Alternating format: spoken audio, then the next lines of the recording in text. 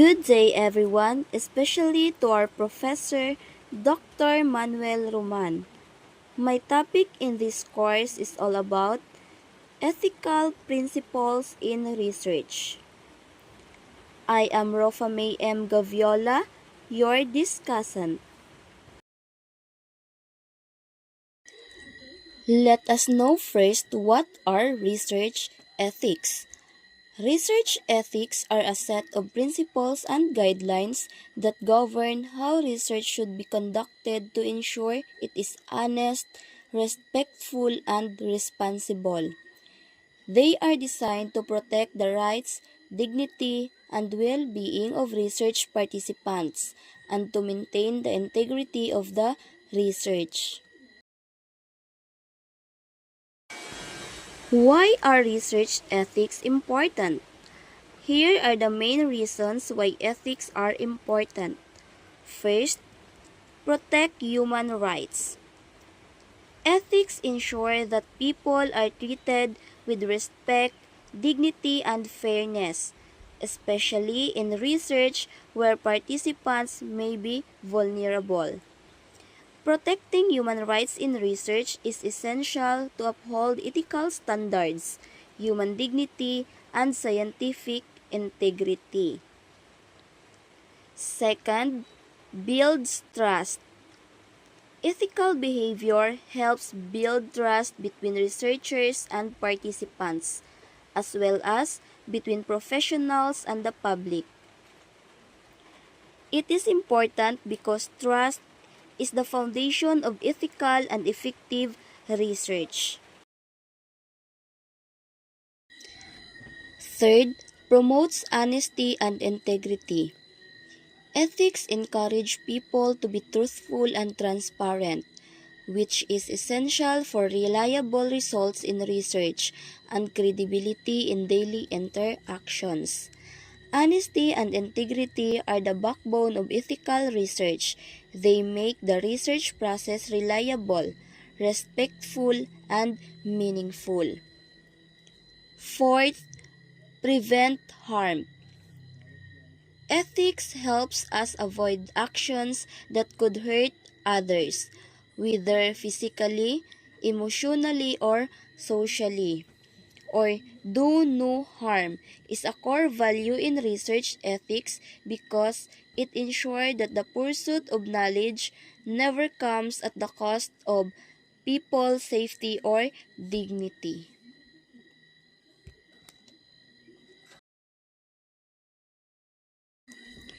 Fifth, support fairness and justice. They help ensure that decisions are made fairly and without favoritism or discrimination. Fairness and justice are essential in research ethics to protect people's rights, ensure equality, and maintain the moral integrity of the research process. Last is guides decision making. Ethical principles serve as moral compass, helping individuals make the right choices, especially in difficult situations. It is important in research because it helps researchers do what is right, protect others, and produce trustworthy, high-quality work. Here are the general ethical principles that guide behavior in research, professional practice, and daily life. First is respect for autonomy. Recognize and respect individuals' rights to make their own choices. Ensure informed consent in decision making. Second is beneficence. Act in ways that promote the well-being of others. Aim to do good and contribute to positive outcomes. Third is non-maleficence. Avoid causing harm to others. Prevent and minimize any potential risks. Fourth is justice. Treat all individuals fairly and equally. ensure equitable access, opportunities, and treatment. Fifth is fidelity. Be loyal, trustworthy, and keep promises or commitments. Honor professional responsibilities and relationships. Sixth is integrity. Be honest and transparent. Uphold truthfulness in actions, decisions, and communications. Last is accountability. Take responsibility for one's actions and decisions. Accept consequences and correct mistakes when needed. These principles apply not only in research, but also in healthcare, education, business, and everyday personal conduct. Ethical decision making in research. Protect participants from harm. Maintain trust between researchers and the public. Ensure honest and valid results. Last, promote fairness and justice. Steps in ethical decision making in research. First, we need to identify the ethical issue. Recognize any ethical concerns such as privacy, consent, or potential harm. Second is review ethical guidelines. Refer to institutional or professional codes. Example, from ethics committees or research boards. Third is consider the stakeholders. Think about who may be affected by your research. Example, participants, communities, or the institutions. Fourth, evaluate the options. Consider different actions and their potential consequences, both positive and negative. Fifth, make a decision. Choose the most ethical option that minimizes harm and respect all parties. Sixth, take responsibility. Be prepared to justify your decision and accept accountability for the outcome of your research or work. Last, reflect and learn. After the research, reflect on the decisions made and learn from the experience to improve future practice. Example, if a researcher discovers that a participant is showing signs of emotional distress during a study, an ethical decision-making process would involve stopping the activity, assessing the risk, and providing support, even if it means changing the research plan.